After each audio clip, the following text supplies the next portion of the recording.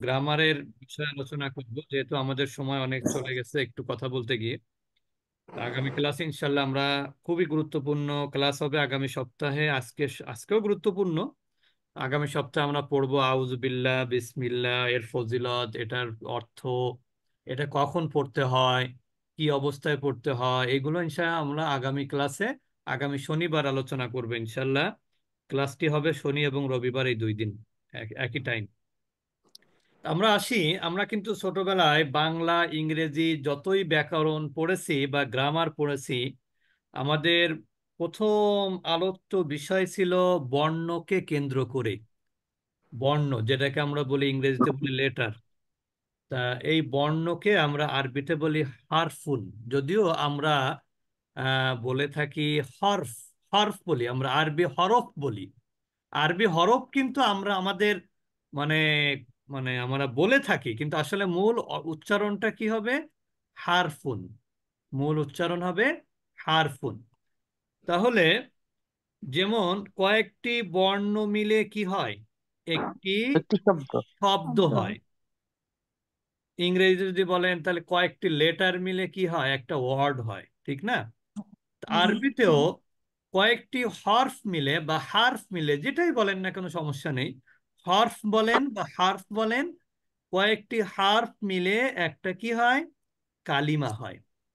তার মানে এখন বোঝাই যাচ্ছে কালিমা। আমরা কিন্তু অনেক সময় বলি যে আহ, কালিমা লেপন, কালিমা লেপন বলি না আমরা?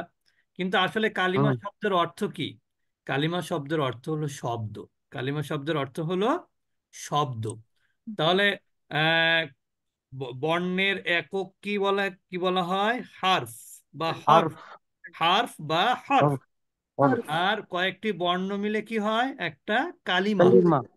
কয়েকটি হরফ মিলে কি হয়? একটি কালিমা। কালিমা হয়। কয়েকটি হরফ মিলে একটি কালিমা হয়। বুঝতে পেরেছেন?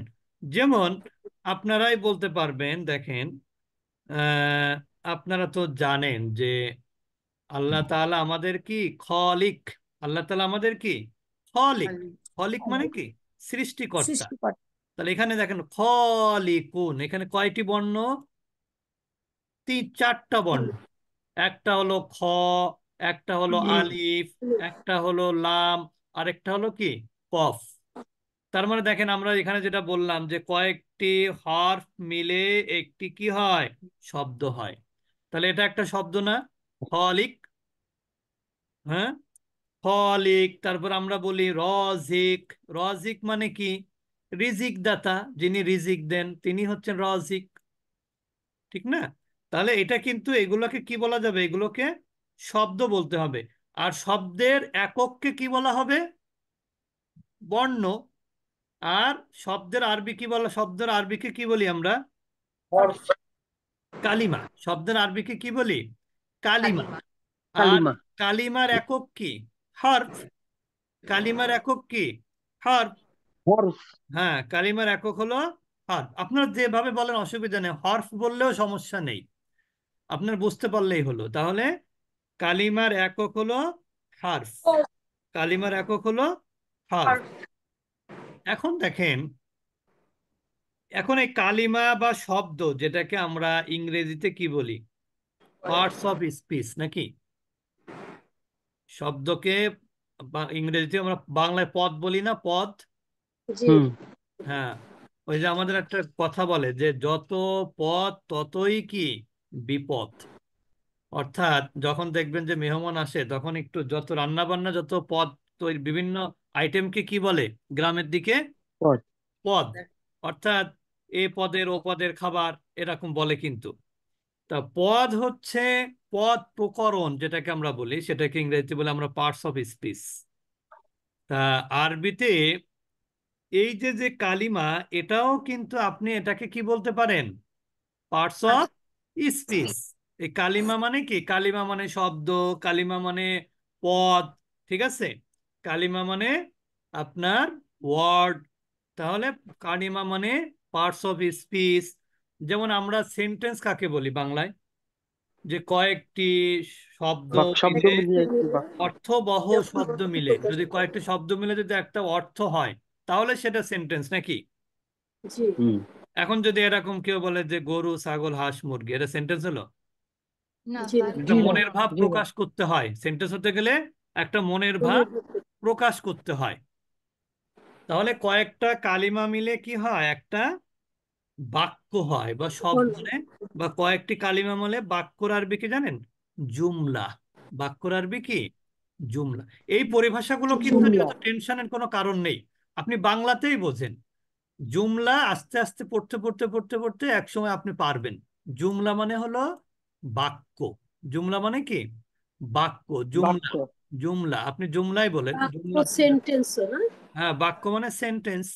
তাহলে হারফ হচ্ছে বর্ণ, কালিমা মানে হলো শব্দ, আর জুমলা মানে কি? বাক্য। বাক্য। বাক্য। তাহলে হারফ মানে বাক্য। হচ্ছে বর্ণ, কালিমা মানে হলো কালিমা শব্দ, শব্দ, আর শব্দ, জুমলা আর মানে কি? জুমলা মানে বাক্য। বাক্য। বাক্য। লিখে বাক্য। নিতে পারেন, আপনারা যারা ক্লাস করবেন একটু সাথে খাতা কলম রাখলে সুবিধা আছে। আর অবশ্য আমরা রেকর্ড দিব। তাহলে হার্ফ মানে হচ্ছে বর্ণ বা হরফ, আর কালিমা মানে হলো শব্দ বা পদ, আর জুমলা মানে হলো বাক্য বা সেন্টেন্স। এটা একটা বিষয় বললাম। এখন আমরা আসবো যে কালিমা বা পদ এটা কয় প্রকার ইংরেজিতে? 8 প্রকার, ঠিক না? কালিমা বা আট পদ প্রকার। কয় প্রকার? আট 8, প্রকার 8টা। হ্যাঁ। আর বাংলায় বলেন তো, পদ ইংরেজিতে 8 কয় প্রকার। প্রকার? 5 প্রকার। 5। 5 প্রকার। আর আরবিতে কিন্তু পদ 3 প্রকার। 5 প্রকার, 5 প্রকার। বাংলায় 5 প্রকার, কিন্তু আরবিতে কয় প্রকার? 3 প্রকার। 3 প্রকার। 3 প্রকার। আপনারা কেউ আবার মনে করেন না তিন যে এই প্রকার বয়সে এসে কি এগুলো শিখবো। এগুলো প্রাথমিক বেসিক নলেজ, এটা আপনার জেনে রাখলে ভালো। তবে এটা আস্তে আস্তে শুনতে শুনতে শুনতে শুনতে হয়ে যাবে, এটা কিন্তু এখনই মুখস্থ করতে বলছি না আপনাদেরকে। তাহলে ইনশাল্লাহ। মনে করেন যে আমি একটু লিখে পার্টস অফ স্পিচ। প্রথমে হলো নাউন, তারপরে হলো প্রোনাউন,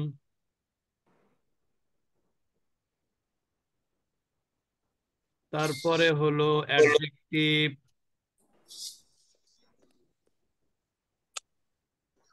সংক্ষেপে ভার্ব। লিখলাম আর কি, ভার্ব, অ্যাডভার্ব, যে কথা তো শোনা যায় না। Adverb, preposition. এটা লেখার পিছনে কারণ আছে, আমি এমনি লিখতেছি না কিন্তু। তারপরে কি কনজাংশন, তারপর ইন্টারজেকশন। যে কথা তো শোনা যায় না ওস্তাদ জি। আসসালামু আলাইকুম রাহমাতুল্লাহ। ওয়ালাইকুম আসসালাম। অন্যরা শুনতে ওস্তাদ জি কথা পাচ্ছেন? শোনা যাচ্ছে না। অন্যরা কি শুনতে পাচ্ছেন নাকি? জি শুনতে পাচ্ছি। হ্যাঁ, আমিও শুনতে পাচ্ছি। আপনার অন্ধকারে ওখানে শুনতে পাচ্ছি। খুবই নেটওয়ার্কের সুন্দর সমস্যা শোনা থাকতে যাচ্ছে। পারে। আপনার ওখানে নেটওয়ার্কের সমস্যা থাকতে পারে, একটু দেখেন। আবার বের হয়ে আবার ঢোকেন, বের হয়ে আবার ঢোকেন। আচ্ছা, এরপরে দেখেন বাংলায় দেখেন, আমি এগুলো লিখতেছি, আমি কিন্তু আবারও বলছি একটা কারণ আছে। আমি আপনাদের বাংলা ব্যাকরণ বা ইংরেজি গ্রামার শেখাচ্ছি না। বিশেষ্য, বিশেষণ, ক্রিয়া, অব্যয়। সর্বনাম, অব্যয় ক্রিয়া। ক্রিয়া, অব্যয়। ক্রিয়া, আর হলো অব্যয়। অব্যয়। এখন আমি ভাগ করে দিব। কাকে ভাগ করবো জানেন? ক্রিয়া। এই কালিমা বা শব্দকে আমরা 3 ভাগে ভাগ করেছি কিন্তু। তার মধ্যে আপনারা দেখতেই পাচ্ছেন একটার নাম হলো ইসমুন। এখন বলতে পারেন ইসমুনটা কিভাবে? ইসমুন হলো কি, যারা হজ ওমরায় গেছেন তাদেরকে কিন্তু অনেক সময় জিজ্ঞেস করে যে মাসমুকা, মা ইসমুকা। ইসমুন মানে কিন্তু নাম। ইসমুন মানে কি? নাম। না। যেমন আপনার ইংরেজিতে নাউন কাকে বলে? কোনো কিছু নামকে কি বলা হয়? Noun noun. বলা হয়। নাউন। নাউন। তা ইসমুন অর্থ নাউন বা বিশেষ্য। ইসমুন অর্থ কি? নাউন বা নাউন নাউন। অথবা বিশেষ্য। বিশেষ্য। আর ফিউলুন, ফিউলুন এটা একটু নতুন শব্দ। ফিউলুন এটার শব্দের অর্থ হচ্ছে ক্রিয়া। এটার অর্থ কি? ক্রিয়া। ক্রিয়া। ক্রিয়া। আচ্ছা, ফিউলুন মনে রাখবেন। ফিউলুন, ফিউলুন অর্থ হলো ক্রিয়া। ফিউলুন অর্থ হলো ক্রিয়া। ক্রিয়া। আচ্ছা, এরপর হারফুন, ওই যে আপনারা পড়েছেন না হরফ মানে বর্ণ, ওই হারফুন মানেও কিন্তু আবার অব্যয়। হরফুন মানে হর। কি? অব্যয়। এখন আপনার অব্যয়। মনে প্রশ্ন জাগতে পারে, আমি এখানে বিশেষ্য পেলাম, ক্রিয়া পেলাম, অব্যয় পেলাম, তার মানে বাংলায় যদি কমন নিই তাহলে বিশেষ্য এটা, আর হচ্ছে ক্রিয়া হলো এইটা, অব্যয় হলো এইটা, তাহলে বাংলায় বাকি থাকতেছে কি? বিশেষণ আর কি? সর্বনাম। বাংলা কি বাকি থাকলো? বিশেষণ বিশেষণ আর আর সর্বনাম। সর্বনাম। সর্বনাম। এখন আমি ভাগ করে দিই, বিশেষণ এবং সর্বনাম কিন্তু নাউনের মধ্যে আরবিতে। কি বললাম? বিশেষণ এবং সর্বনাম কিসের মধ্যে? ইসেমের মধ্যে, নাউনের নাউনের মধ্যে। মধ্যে। নাউনের মধ্যে। কিভাবে নাউনের মধ্যে? ইনশাল্লাহ আমরা আগামী ক্লাসে ক্লিয়ার করবো, আজকে অত বেশি পড়ালে আবার মাথায় নাও ঢুকতে পারে। তাহলে আমরা কি বললাম? বিশেষণ এবং সর্বনাম। বিশেষণ হচ্ছে তো অ্যাডজেক্টিভ, বিশেষণটা কি? অ্যাডজেক্টিভ। Adjective। আর সর্বনামটা তো হচ্ছে নাউনের পরিবর্তে যা ব্যবহার হয় সেটাই তো সর্বনাম। জি জি অর্থাৎ বিশেষ্যের পরিবর্তে যা ব্যবহার হয় সেটাই সর্বনাম। জি তাহলে সর্বনামের মধ্যে কি আছে বলেন তো? নাউন আছে, আছে না? জি জি জি নাম আছে। রহিম না থাকলে কি সে হবে? হবে না, না করিম না থাকলে কি সে হবে? হবে না। হবে না। না রহিম না থাকলে কিন্তু হি হবে না। ফাতেমা না থাকলে কিন্তু সি হবে না। জি তার মানে কি? এই প্রোনাউনটাই নাউনের মধ্যেই আছে। এই জন্য আরবিতে বিশেষ ওই আপনার সর্বনামটা নাউনের মধ্যেই আছে। আবার বিশেষণ যেটা, এটাও কিন্তু নাউনের মধ্যে আছে। যেমন আপনি দেখেন আল্লাহর গুণবাচক নাম আছে না? রহমান, রহিম, এগুলো কি অ্যাডজেক্টিভ না? হুম, জি adjective। মনে রাখবেন, আরবিতে, দোষ গুণ। আরবিতে হলো অ্যাডজেক্টিভ বা বিশেষণ সব নাউন।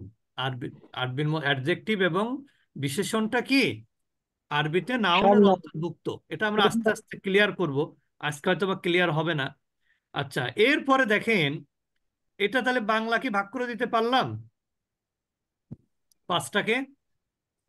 জি হ্যাঁ হ্যাঁ। জি আর যদি কারোর যদি কোনো কনফিউশন থাকে, আমি কিন্তু বাংলা ব্যাকরণ পারি না ভালো, ইংরেজিও পারি না, আমি আরবিও ভালো পারি না, কিন্তু যতটুকু পারি ততটুকু শেখানোর চেষ্টা করি, এই আর কি। তা সেই জন্য বলছি যদি ওস্তাদ, জি একটা প্রশ্ন ছিল তো, ইংলিশে বলেন। আমাদের ইন্টারজেকশন ওটা কোথায় যাবে? আমি তো ওটা এখন ইংলিশে আসি না আপা, আমাকে তো সময় দিতে হবে তো, ও আমি আচ্ছা, কেবল সরি বাংলার স্যার। মধ্যে আছি এখন, আচ্ছা যেহেতু বাঙালি আমি। আচ্ছা আচ্ছা, ঠিক আছে, সরি। আচ্ছা, আমি এখন ইংরেজি আসবো। তা দেখেন, তাহলে বিশেষ্যটা হলো ইসমুন, বিশেষণটাও কি? ইসমুন। আর সর্বনামটাও ইসমুন। আর ক্রিয়া তো ক্রিয়া ডাইরেক্ট, শুন, অব্যয়টা অব্যয় ডাইরেক্ট, ঠিক না? জি তাহলে জি বাংলা, বাংলা কিন্তু ব্যাকরণ আপনাদেরকে আমি বলে দিলাম যে বাংলা কিন্তু এই। এবার আমরা আসবো ইংরেজির কাছে, ইংরেজির কাছে আমরা এখন আসবো।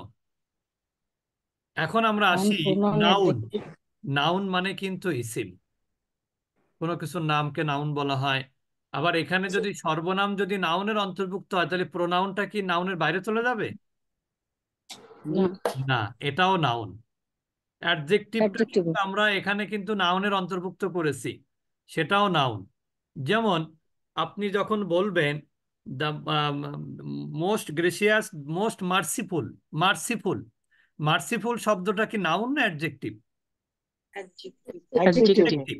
এখন মার্সিফুলটা যদি অ্যাডজেক্টিভ হয়, তাহলে আমাদের আরবিতে তো, তার আরবি তো রহিম, তাহলে রহিম যদি আমরা বলেছি অ্যাডজেক্ট নাউন, অ্যাডজেক্টিভ।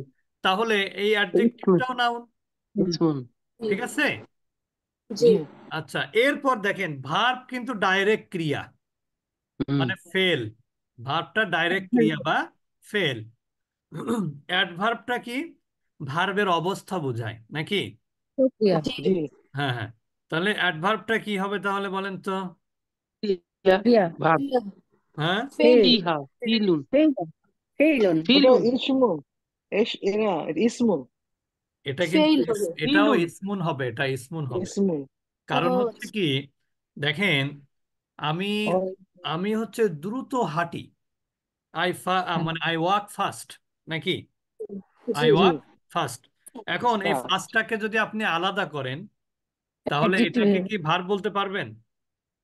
না না, এটা অ্যাডজেক্টিভ, অ্যাডভার্ব। adjective হয়ে অ্যাডজেক্টিভের যাবে। মতন। তাহলে এইটাই হচ্ছে নাউনের অন্তর্ভুক্ত। অ্যাডভার্বটা কি? এটাও নাউন। নাউন। ঠিক আছে? হ্যাঁ হ্যাঁ। এরপরে দেখেন প্রিপোজিশন। প্রিপোজিশন হচ্ছে যেমন আপনারা আপনার ফ্রম, তারপরে টু, এইগুলো কিন্তু প্রিপোজিশন। এটা কিন্তু আরবিতে হর বা অব্যয়। প্রিপোজিশনটা কি? অব্যয়। যেমন অব্যয়। হুম। যেমন আপনি আবার কনজাংশনটাও কিন্তু অব্যয়। কনজাংশন মানে কি? দুইটা শব্দকে যুক্ত করে, দুইটা বাক্যকে যুক্ত করে, সেটাই তো কনজাংশন, ঠিক না? জি। জি এটাও কিন্তু অব্যয়। আর ইন্টারজেকশনটাকেও কেউ কেউ বলে যে এটাও নাউনের অন্তর্ভুক্ত। বুঝতে পেরেছি? আমরা ব্যাখ্যা দিব ইনশাল্লাহ, আমরা আস্তে আস্তে সবগুলোরই ব্যাখ্যা দিব। তাহলে আমরা কি কি পেলাম? যে আমরা পেলাম হচ্ছে যে বাংলায় পদ বা শব্দ কয় প্রকার? 5 প্রকার। পাঁচ আর প্রকার। ইংরেজিতে হলো 8 প্রকার। কিন্তু এই সব কিছু মিলিয়ে আরবিতে কিন্তু পদ হলো 3 প্রকার। একটা হলো ইসমুন, একটা হলো ফিইলুন, আরেকটা হলো হারফুন। ইসমুন, ফিইলুন, হারফুন। আপনি এভাবেও বলতে পারেন ইসেম, ফেল, হরফ, কোনো সমস্যা নেই যদি সুবিধা মনে করেন। ইসেম, ফেল, হরফ। ইসেম, ফেল, হরফ। ইসিম, ফেল, হরফ। এটা হলো কিসের প্রকার? কালিমা। আমি কিন্তু এগুলো মুখস্থ করতে বলছি না আপনাদেরকে, এগুলো মুখস্থ করা লাগবেও না। শুনতে শুনতে শুনতে শুনতে ইনশাল্লাহ একদিন আপনি নিজের থেকেই বলবেন ইনশাল্লাহ, এটা মুখস্থ করার বিষয় না। আচ্ছা, আর যদি কারো কাছে কঠিন মনে হয় অবশ্যই আমাদেরকে জানাবেন যে কঠিন মনে হচ্ছে। আচ্ছা, এখন আমরা আসি, আমি জাস্ট একটু আইডিয়া দিচ্ছি আপনাদেরকে আর কি। এরপরে আমরা চলে যাব সামনে। দেখেন এখানে এস এম এর মধ্যে আছে কি? নাউন, প্রোনাউন, অ্যাডজেক্টিভ, অ্যাডভার্ব আর ইন্টারজেকশন। এই 5টাই হলো নাউনের অন্তর্ভুক্ত। এখন একটা প্রশ্ন আমি আপনাদেরকে রাখছি, সেটা হলো বাংলাতে বলেন তো কোনো নাউন কি আপনি বাংলা দেখে বুঝতে পারেন যেটা নাউন বা বিশেষ্য? নাম দেখে বুঝতে পারি। নাম দেখে বুঝতে পারেন কারণ আপনার অভিজ্ঞতার জাস্ট আলোকে। যে নামকেই তো নাউন বলে। হ্যাঁ, নামকে নাউন। এখন আপনি যে কোনটা নাম, এটা যদি এমন শব্দ হয়, যেমন যারা সাহিত্য পড়েন তারা কিন্তু জানেন যে সাহিত্যের মধ্যে এমন কিছু কিছু শব্দ আছে যে যার অর্থ কিন্তু আমরা জানি না, পরে ডিকশনারি বের করতে হয়, ঠিক না? তাহলে সেটা কি জি। আসলে বিশেষ্য কিনা বা সেটা অন্য কোনো কিছু কিনা, এটা কিন্তু না বুঝলে আপনার পক্ষে সম্ভব না বোঝা, ঠিক কিনা? অর্থ জানলে বোঝা জি। যাবে না। অর্থ জি। না জানলে অর্থ সেটা আপনি ছাড়া। বুঝবেন না, এটাই বাস্তবতা। ঠিক ইংরেজিতেও দেখেন যে জি। কোনো শব্দ 100% কেউ মানে বলতে পারবে না যে আমি বুঝতে পারি এটা নাউন, এটা বুঝতে পারি। তবে হ্যাঁ, আমি একটা, আপনারা কিন্তু জানেন কিন্তু হয়তো বা স্পেসিফিক হয়তো বা বলতে পারবেন কিনা জানি না সবাই। সেটা হলো ইংরেজিতে কিন্তু নাউন চেনা সহজ। ইংরেজিতে নাউন চেনা কিন্তু সহজ। তার কারণ হলো নাউনের আগে কোনো না কোনো আর্টিকেল বসে নাকি? এ, জি। অথবা and the ইয়ান, অথবা দি, ঠিক না? জি। জি। নাউনের আগে অথবা অ্যাডজেক্টিভের আগে আর্টিকেল বসতে হবেই। যেমন he is a good boy, এখন এখানে এটা বসলো কিন্তু অ্যাডজেক্টিভের আগে। তার মানে ধরেই নিতে হবে দুটো শব্দ থাকলে একটা হবে অ্যাডজেক্টিভ, আরেকটা কি হবে? নাউন। নাউন। অর্থাৎ আমরা তো জানি যে সেন্টেন্স কিন্তু 2 প্রকার। নমিনাল সেন্টেন্স যেটাকে আমরা বলি, সাবজেক্ট প্রেডিকেট যেটা, এই সেন্টেন্সে কিন্তু অ্যাডজেক্টিভের আগেও আর্টিকেল আসতে পারে, নাউনের আগেও আর্টিকেল আসতে পারে। তা যখনই কোনো শব্দের আগে আর্টিকেল দেখব, সেটাকে অন্ততপক্ষে ভার্ব বললে কি হবে? ভুল হবে। কোনো ভার্বের আগে কি আর্টিকেল বসে? বসে না। বসে না। কোনো অ্যাডভার্বের আগে কি আর্টিকেল বসে? না। বসে না। বসে না। কোনো প্রিপোজিশনের আগে কি আর্টিকেল বসে? জি না, বসে না। বসে না। বসে না। জি কোনো কনজাংশনের আগে আর্টিকেল বসে? বসে জি না না, ওস্তাদ। বসে না। ইন্টারজেকশনের আগে? জি না। বসে না। বসে না। তার মানেই হলো আর্টিকেল মানেই হলো নাউন। আর্টিকেল মানেই কি?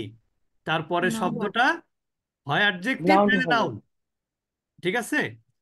তা হুম। এইটা যদি আমরা আজকে যদি বুঝতে পারি যে ইয়া এন দি এইগুলো থাকলেই নাউন, তাহলে আরবিতে নিশ্চয়ই এরকম কোনো সাইন আছে, কোনো চিহ্ন আছে যে চিহ্ন দেখলে আমরা বুঝতে পারবো এটা নাউন। তাহলে সেই চিহ্নটা হুম। আমাদেরকে শিখতে হবে না? জি জি আচ্ছা, আমরা ছোটবেলায় পড়েছি না যে আহ, মনে করেন বাংলায় যেমন আকার, রস্যিকার, দীর্ঘিকার, রস্যুকার, দীর্ঘকার, তারপরে ইংরেজিতে পড়েছি সি এ মানে ডি এ ডা, ডি ও ডু, মানে এরকম পড়েছি না, ডি ও মানে ডু। এই যে যে আমরা ও দিলে দুটো একটা রকম উচ্চারণ, আই দিলে আরেক রকম উচ্চারণ, এগুলো ছোটবেলায় শেখানো হয়েছে না আমাদেরকে? জি জি জি জি এইগুলোকে কিন্তু যদিও আপনারা বাংলায় পড়েছেন কারক চিহ্ন পড়েছেন, ঠিক না? তো এই যে যে আকার, রস্যিকার, দীর্ঘকার, রস্যকার, যেমন আমি যদি বলি রহিম ভাত খেয়েছে, তাহলে আপনি বলবেন যে এখানে কে খেয়েছে, তাহলে কেটা কে সাবজেক্ট, সাবজেক্ট কি খেয়েছে সেটা হলো অবজেক্ট, ঠিক না? কর্ম। হ্যাঁ, কর্ম সেটা, এটা কর্তৃকারক, ওটা কর্মকারক। তো এই যে জি যে আকার, রস্যিকার, দীর্ঘিকার, রস্যকার, এগুলো শেখার অর্থ কি ছিল? কয়েকটা বর্ণকে একটা শব্দে রূপান্তর করা, নাকি নাকি বলেন? জি কয়েকটা বর্ণকে শব্দে রূপান্তর করার জন্য কি শিখেছি আমরা? আকার শিখেছি, কাগজ রস্যিকার শিখেছি, দীর্ঘিকার শিখেছি। এখন আরবিতে বলেন তো এই আকার, রস্যিকার, দীর্ঘিকার গুলো কি? জবরদের পেশ। আকার, রস্যিকার কি? যেমন জবরজের পেশ বাংলায় আকারের সিমিলার সাইন হলো জবর, বাংলায় রস্যিকার অথবা একারের সাইন কি? জের, নাকি? জি বাংলায় রস্যকার, দীর্ঘকারের সাইন কি? পেশ। পেশ। পেশ কি ভুল ও বলেছি? জি না না। যেমন আমি যদি বলি ফ একারে ফা, ফা জবর ফা। আমি যদি বলি ফয় ফাজের ফি, ফয় রস্যি পি। ফি, ফা পেশ ফু, ফয় রস্যু ফু, তাহলে কি ফু হচ্ছে? ফেফু। অর্থাৎ ফেফু। অর্থাৎ জবরদের পেশের সাথে কার সম্পর্ক? আকার, রস্যিকার, দীর্ঘকারের সম্পর্ক, ঠিক না? জি জি এখন বলেন, যদি তানবিন কাকে বলে? এটাকে বলে তো হরকত। জবরদের পেশকে আরবিতে কি বলা হয়? তানবিন অর্কদ হরকত বলা হয়। হরকত। জবরদের পেশকে আরবিতে কি বলা হয়? হারাকা বা হারা হরকত। আর তানবিন কাকে বলে? দুই দুই জবর জবর, দুই পেশ, দুই জবর দুই দুই দুই জবর দুই জের, জের দুই পেশকে তানবিন বলে। দুই পেশ, এগুলোকে তানবিন বলে। এবার একটা আপনাদের একটা আজকে একটা ভালো একটা জিনিস শিখিয়ে দেবো ইনশাল্লাহ। আপনি কোরআন খুলে খুলে যে সমস্ত শব্দের শেষে তানবিন দেখতে পাবেন, এই সব কিন্তু নাউন। নতুনদেরকে বলছি, ও কি বুঝলেন? তার আহ, মানে জি ওই যে যে আপনি এই তানবিনের সিমিলার আর্টিকেল কোনটা জানেন? এ এবং ইয়ান। এ এবং অ্যান কিসের মানে কিসের সিমিলার? তানবিনের। তানবিনের বুঝতে তানবিনের পেরেছেন? এ এবং অ্যান এটা কিসের সিমিলার? তানবিনের তানবিনের। সিমিলার। তার মানে কি, তানবিন। এ এবং অ্যান যদি কোনো নাউনের আগে থাকে তার অর্থ কি হয়? একটি। একটি কি হয়? একটি হয়। একটি যেমন এ পেন, তার মানে কি? একটি কলম। একটি কলম। অ্যান আমব্রেলা, নাকি আমব্রেলা, কোনটা হবে? হ্যাঁ এটা তো হ্যাঁ হলো ভাওয়াল আচ্ছা, অ্যান ভালো আমব্রেলা দরকার নেই। আমব্রেলা। এখন দেখেন, এ পেন মানে একটি কলম, অ্যান আমব্রেলা মানে কি? একটি ছাতা। একটি সাথে তাহলে এই যে একটির অর্থ কে দিল? এই আর্টিকেল কিন্তু দিছে একটির অর্থ, ঠিক কিনা?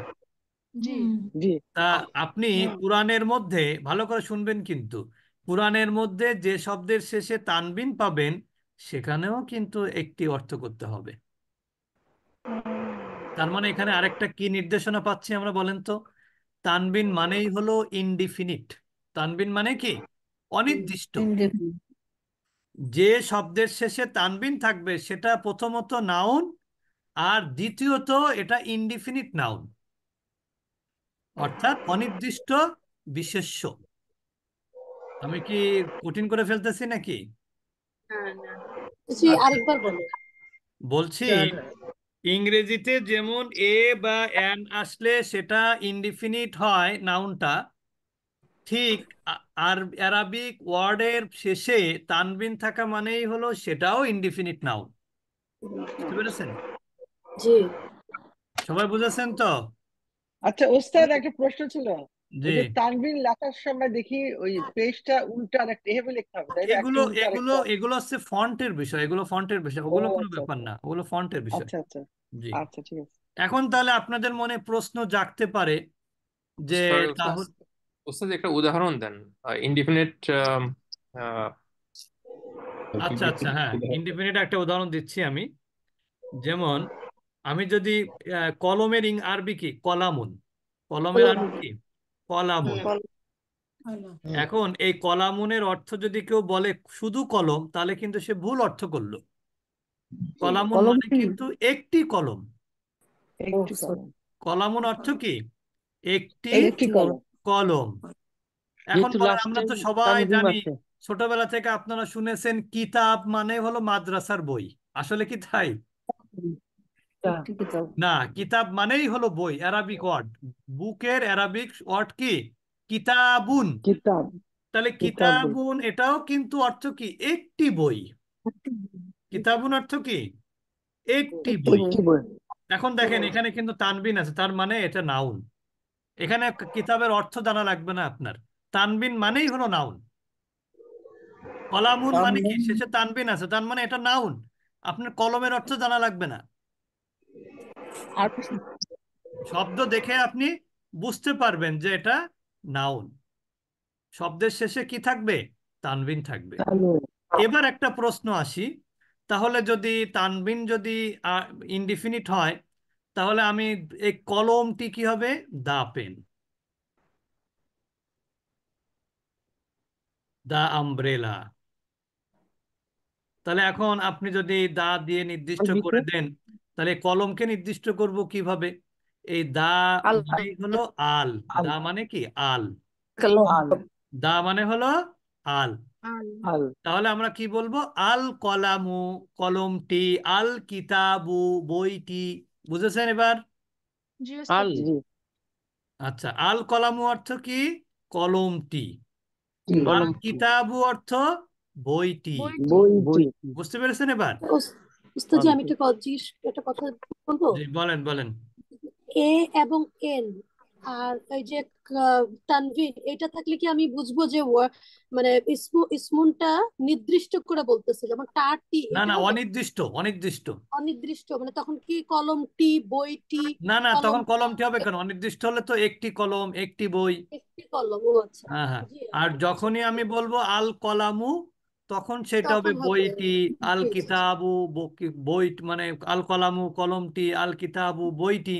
এখন এখানে জি একটা আপনি কথা ঠিক আছে, বলেছেন। দেখেন একটু সবাই একটু মনোযোগ দিই, একটু আর একটা মানে বিষয়ে কথা বলবো, আর বেশি কথা বলবো না।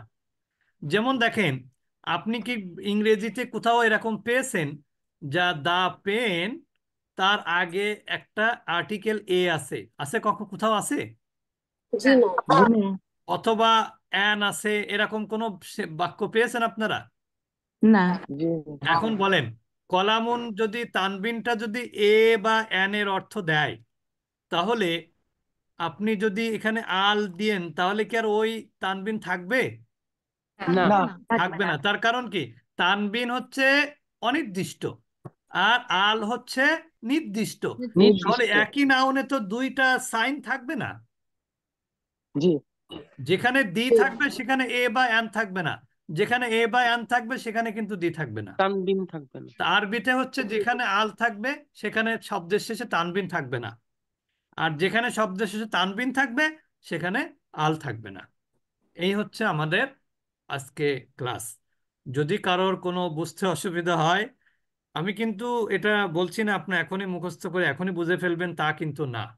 বরং আপনি যেহেতু আমাদের গ্রুপে যারা যুক্ত হয়ে গেছেন বা হচ্ছেন, তারা কিন্তু এই রেকর্ডটা পেয়ে যাবেন ইনশাল্লাহ। গতকালের ক্লাসটা আমরা রেকর্ড করতে পারিনি, ভুলে গেছিলাম। একটা কোশ্চেন আছে আমার জি, কাছে। বলেন বলেন। আচ্ছা, আপনি এখানে তো আপনার যে পেশ দিয়ে উদাহরণটা দিলেন, তানবিন তো আপনার জের জবর দিয়ে হয়, তাই না? তো এই এই দুটোর কি একই নিয়ম? একই একই একই একই। জবর, দুই জবর হলেও সেটা ইনডিফিনিট, জবরদস্তি। দুই জের হলেও নাউন। সেটা ইনডিফিনিট। বুঝতে পেরেছেন? এখন আচ্ছা, একটা প্রশ্ন দুটো উদাহরণ দেন উস্তাদ, ওই জের এবং জবরের।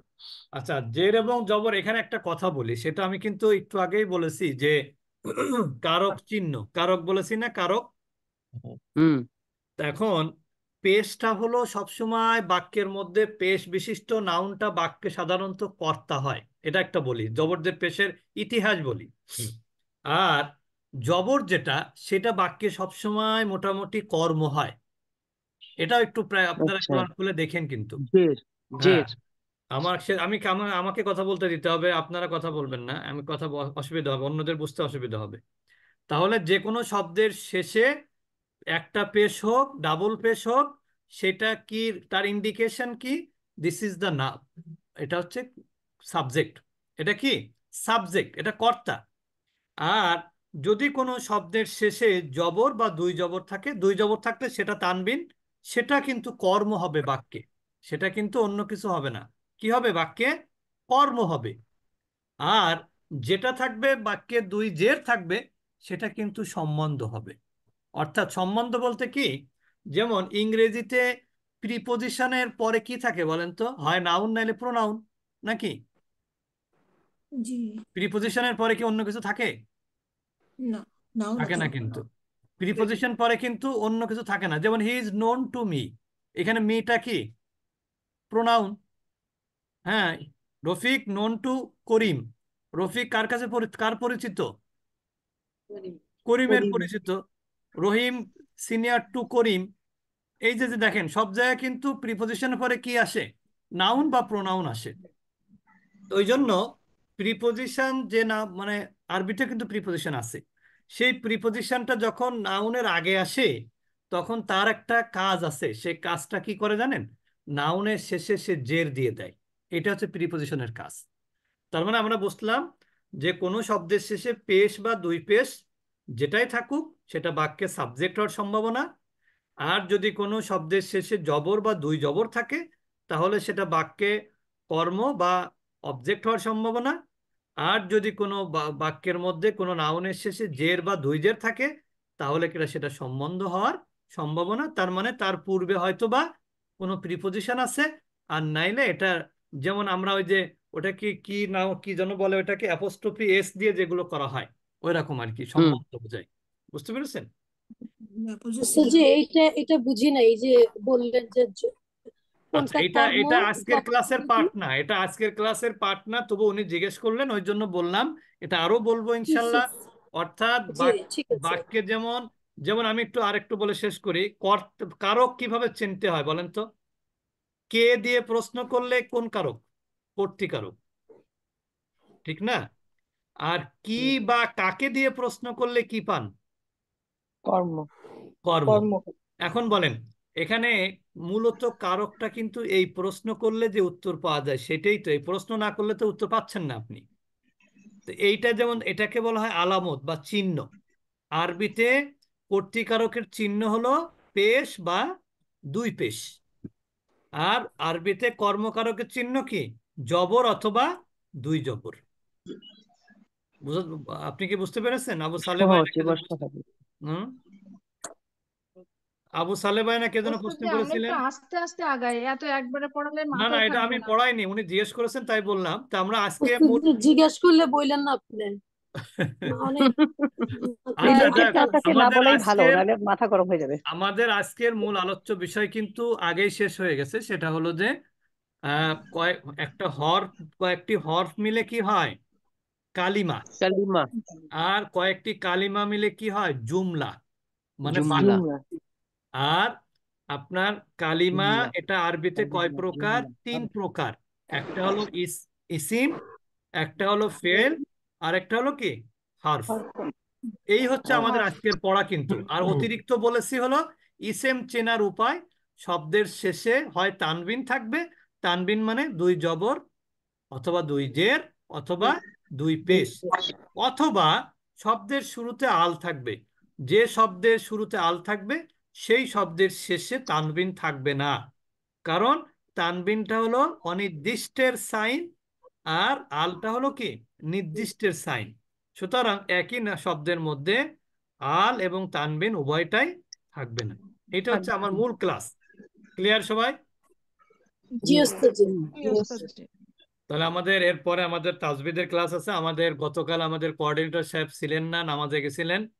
তো উনি আজকে আমাদের উদ্দেশ্যে কথা বলবেন সংক্ষেপে আমাদের ওস্তাদ জি, জি। আমি একটুখানি কথা বলতে চাই ওস্তাদ জি।